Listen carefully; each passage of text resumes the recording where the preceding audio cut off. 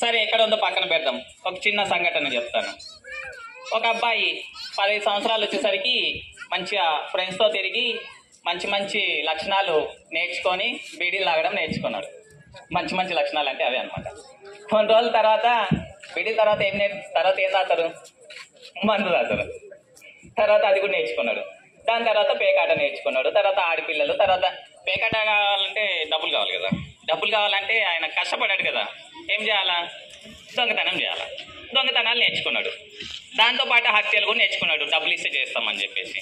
So ఇట్లా చేసుకుంటూ ఉన్నవాడు సమాజంలో తిరుగుతాడా? ఎక్కువ రోజులు తిరగడు. ఏం చేస్తారు? పోలీసులు పట్టుకుంటారు, జైలు వేసిండ్రు, కోర్టుకు తీసుకెళ్ళిండ్రు. ఆల్రెడీ మీకు తెలిసింటుంది స్టోరీ.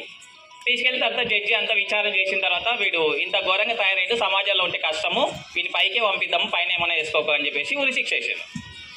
ఉరిశిక్ష వేసిన తర్వాత జడ్జి అడిగిండు, నాయన నీ చివరి కోరిక ఏదైనా ఉందా అని.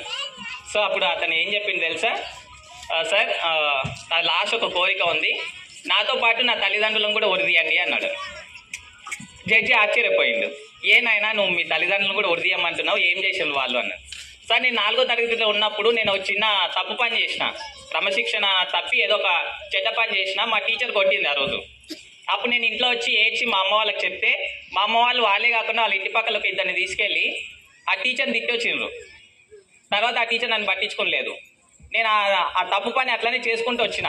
కొంచెం పెద్దగా అయినా ఇంకా పెద్ద తప్పులు చేసిన. నన్ను ఎవరు ఏమనలే, మా అమ్మ నాన్న వాళ్ళు కూడా ఏమనలే, బయట వాళ్ళు కూడా ఏమనలే. టీచర్లు ఏమన్నారు? ఎందుకంటే అలా తిట్టొచ్చింది కదా. వీళ్ళే కదా ఇంటి పక్కల పోయి తిట్టొచ్చింది. వాళ్ళకు కూడా పని ఏమి ఉండదు కదా, ఇట్లా వాళ్ళకి ముందు వెళ్ళిపోతారు.